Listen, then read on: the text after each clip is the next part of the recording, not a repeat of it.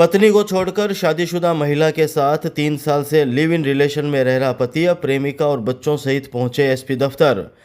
चूरू जिले की तारानगर तहसील के गांव बनियाला का एक पति अपनी पत्नी को छोड़कर दूसरी शादीशुदा महिला के साथ लिव इन रिलेशन में रह रहा है। 3 साल पहले दोनों ने अपना घर बार छोड़ दिया था। 3 साल बाद व्यक्ति अपनी गर्भवती प्रेमिका और 2 बच्चों के साथ सुरक्षा की मांग को लेकर चूरू एसपी दफ्तर पहुंचा। यहां व्यक्ति के परिजन भी एसपी दफ्तर पहुंचे थे। एसपी दफ्तर में नौहर की 30 वर्षीय ममता सांसी ने बताया कि साल 2015 में उसकी शादी भालेरी के एक व्यक्ति के साथ हुई थी। उसका पति शराब पीकर उसके साथ मारपीट करता था। उसके पति को शिकायत थी कि शादी के बाद भी वह किसी बच्चे को जन्म नहीं दे रही। ममता ने बताया कि वह अपने पति की प्रताड़ना से परेशान हो गई थी। उसे संतान नहीं होने का ताना दिया जाता था।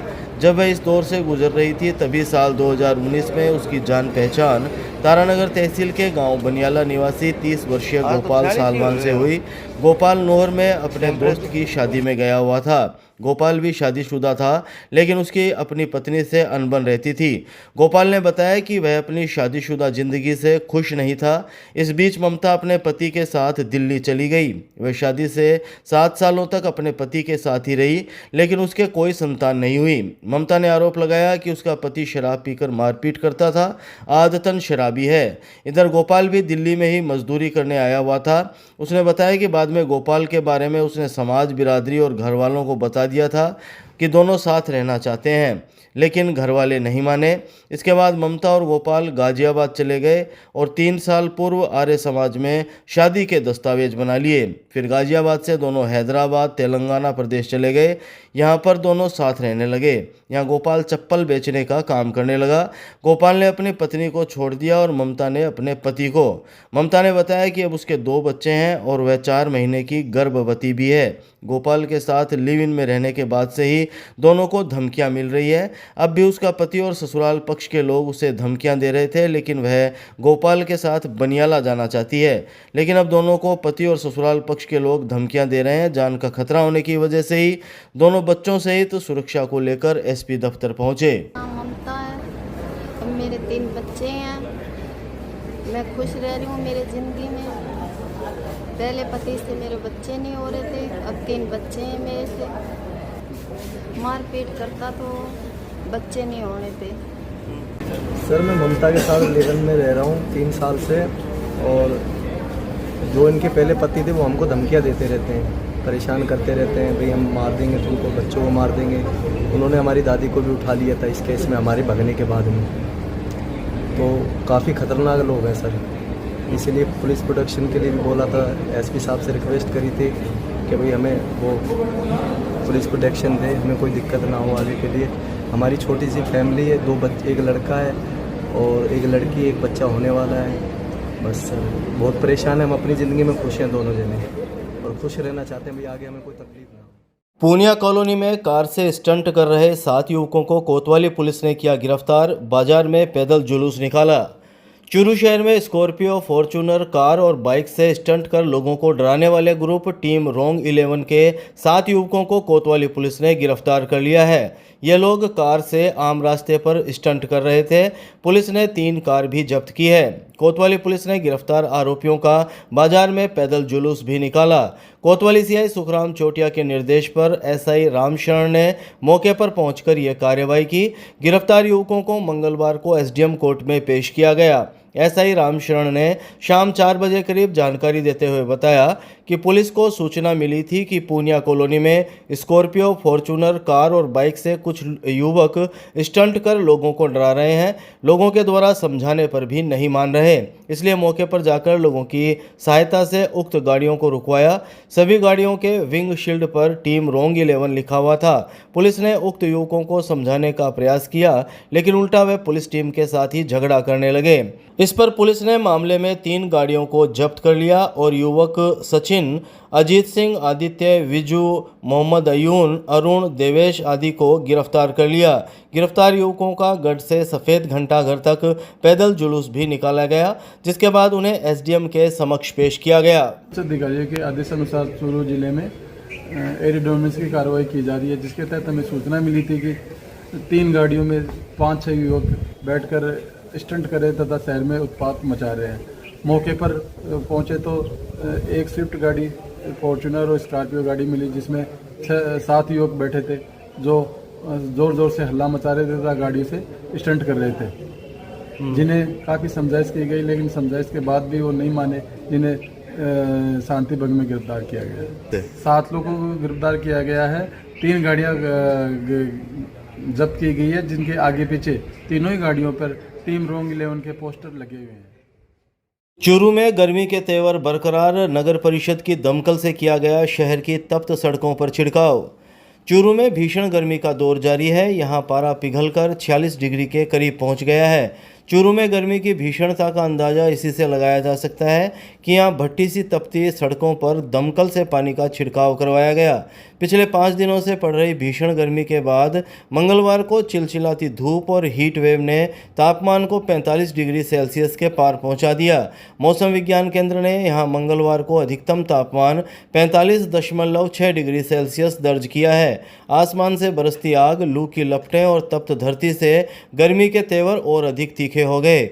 ऐसी स्थिति में प्रशासन ने आमजन को गर्मी से राहत देने के लिए दमकल का सहारा लिया और दमकल की सहायता से शहर की तप्त सड़कों पर छिड़काव करवाया। सड़क इतनी गर्म थी कि दमकल से डाला गया पानी कुछ ही मिनट में भाप बनकर उड़ गया।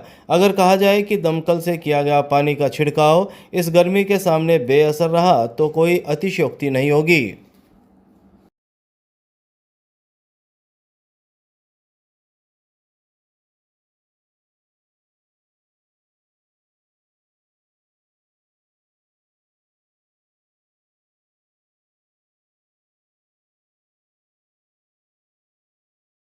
सदर थाना में पुलिस से उलझना, बिना सर के युवक को पड़ा महंगा, पुलिस ने गिरफ्तार कर किया कोर्ट में पेश। चूरू के सदर थाना में गांव बिनासर के युवक को पुलिस से उलझना महंगा पड़ गया। सदर पुलिस ने मंगलवार को युवक को गिरफ्तार कर लिया, जिसे एसडीएम कोर्ट में पेश किया गया।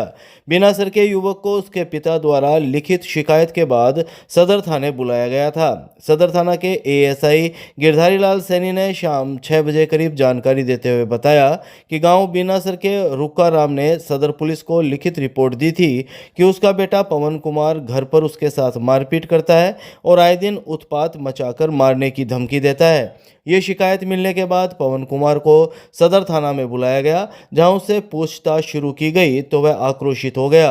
पुलिस ने पवन कुमार को शांत रहने के लिए समझाइश की, लेकिन वह नहीं माना और पुलिस के सामने ही अपने पिता के लिए धमकियां देना शुरू कर दिया। इस पर पुलिस ने संज्ञेय अपराध की रोकथाम के लिए पवन कुमार को गिरफ्तार कर लिया, जिसे एसडीएम कोर्ट में पेश किया गया। बिना सर ने एक लिखित रिपोर्ट दी कि मेरा लड़का पवन कुमार जो हमारे को मारपीट करता है तथा मारने पर उतारू हो जाता है, घर पर उत्पात मचाता है, जिनको 170 बीएनएसएस में गिरफ्तार किया गया। मेडिकल कॉलेज सहित पूरे चूरू शहर की बिजली रहेगी बंद, गांवों में भी नहीं होगी बिजली आपूर्ति। डिस्कॉम के अतिरिक्त प्रशासनिक अधिकारी ने दी जानकारी। चूरू के मेडिकल कॉलेज सहित पूरे शहर में 21 मई 2025 को बिजली आपूर्ति बंद रहेगी। चूरू के गांव में भी बिजली नहीं रहेगी। ये बिजली कटौती 3 घंटे तक रहेगी। चूरू जोधपुर विद्युत वितरण निगम के अतिरिक्त प्रशासनिक अधिकारी पवन कुमार शर्मा ने मंगलवार शाम 7 बजे करीब जानकारी देते हुए बताया कि 21 मई 2025 को 132 केवी जीएसएस पर विद्युत तंत्र के रखरखाव कार्य के कारण सुबह 6 बजे से 9 बजे तक 3 घंटे बिजली बंद रहेगी, जिससे 33 केवी औद्योगिक क्षेत्र फीडर, 33 केवी मेडिकल कॉलेज फीडर, 33 केवी सिटी फीडर और 33 केवी करणपुरा फीडर से जुड़े हुए समस्त 11 केवी के फीडर भी बंद रहेंगे। इसके कारण 3 घंटे तक पूरे चूरू शहर, औद्योगिक क्षेत्र, मेडिकल कॉलेज और 33 केवी करणपुरा से जुड़े 11 केवी घांगू, सिरसला, करणपुरा, दूधवाखारा, बालरासर, इंद्रपुरा, कड़वासर से जुड़े हुए समस्त विद्युत उपभोक्ताओं की विद्युत आपूर्ति बंद रहेगी। गांव नवा के खेत में आग की चपेट में आकर 45 वर्षीय व्यक्ति की हुई मौत। चूरू अस्पताल में पुलिस ने करवाया पोस्टमार्टम। चूरू जिले के हमीरवास थाना क्षेत्र के गांव नवा के खेत में बनी झोंपड़ी में मंगलवार को आग लगने से एक व्यक्ति आग की चपेट में आकर जिंदा जल गया। मृतक के शव का चूरू के राजकीय भर्ती अस्पताल की मोर्चरी में हमीरवास पुलिस ने पोस्टमार्टम करवाया।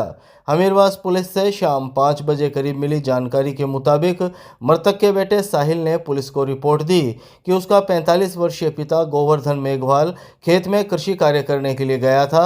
इस समय अचानक खेत में बनी झोंपड़ी में आग लग जाने के कारण उसका पिता भी आग की चपेट में आ गया। आग की चपेट में आने से उसके पिता का पूरा शरीर जल गया। चीख पुकार सुनकर साहिल, सोमवीर और चाचा पृथ्वी सिंह वहां पहुंचे और आग की लपटों में घिरे गोवर्धन सिंह की आग को बुझाने का प्रयास किया।